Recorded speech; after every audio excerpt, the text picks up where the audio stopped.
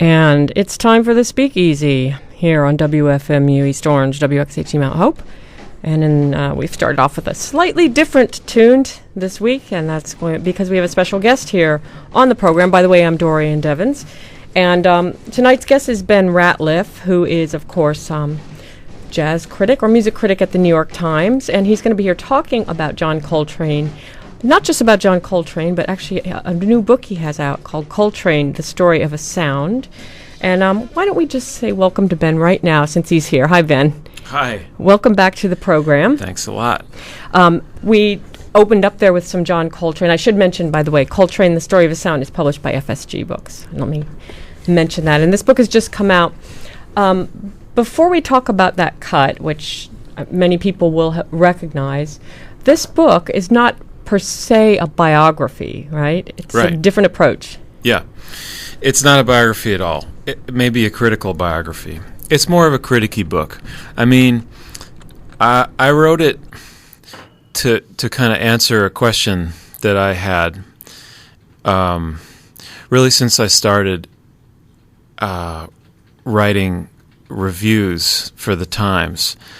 I've been going out and listening to jazz before the mid-'90s when I started with the Times, but when I started that job, the core of the job was going out 3 or 4 nights a week to clubs and hearing bands and then having to immediately sum it up in writing. And I kept having the experience of thinking, this set that I just saw comes almost directly or in large part from some part of Coltrane's work.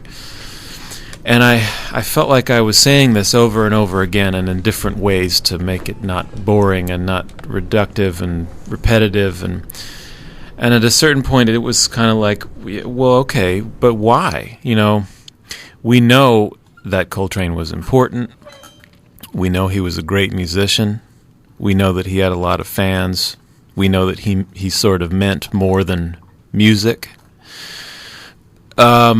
But why is it that in jazz, which is, as many people think, a music about constant renewal and constant change, why is it that we are still so focused on this one guy? And why is it that, as some people say, maybe he was the last major figure? So I wrote a book where the first half tells the story of his work from beginning to end, from the very beginning, from the first tape that exists of him playing when he was in the Navy to the last thing he did before he died, and tries to make sense of everything. And then the second half of the book is sort of like the story of his impact on jazz. It's about his reception. It's about what he meant to jazz culture, and American culture. So in not necessarily the bad sense, a lot of what's happened in jazz since then, or a lot of performers have been derivative of Coltrane. Well, they certainly were when I got the idea for the book. Happily, I think things have changed a bit in the last 10 years, and certain parts of jazz that seemed like they were opposed to each other have become a little more reconciled. And I feel like jazz musicians in their 20s these days have a much broader sense of what Coltrane was and what he did. And I think that they understand much better the meaning of his work from beginning to end, rather than just focusing in on one part of it and junking the rest. So is this sort of a normal progression of the way, I don't want to use the word evolve, the way jazz goes, that there would be a character, or is it too young of an art form for us to really know that there's a normal progression, that someone would be that influential and then sort of wane a bit? Well, the fact is that Coltrane what made Coltrane wasn't just him. It was, I make a strong point in the book that it was his band, or bands, the best bands that he was in. But it was also the times that he was in. And he grew up, he had that really broad vernacular education that jazz musicians had in the 40s and 50s. He played behind singers, he played with big bands, he played rhythm and blues, He played in organ groups. And so he played bebop. Okay, and he was able to develop a sound, his own sound, through all those experiences. And then, by the time he was leading his own band in 1960, jazz was really, it was this magical time in jazz when almost every assumption about jazz was being questioned all of a sudden. And it was a very tumultuous period. And also, he was able to get gigs playing for weeks at a time at the same place from sometimes 9 p.m. to 3 a.m. And audiences could totally zero in on what he and his band were doing. And this was kind of a new thing in jazz. Well, as I believe you say in the book, that he could be quite challenging for listeners, and a lot of people kind of go through listening to him, and there's a certain phase of his work that's more easily accessible to people, and people get into him, and then it can be more difficult as you get to some of the later stuff.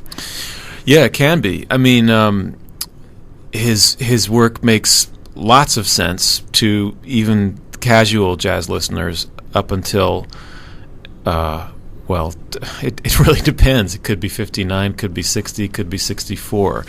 But after 64, things really start to get, the picture starts to change. And for a lot of listeners, his music becomes much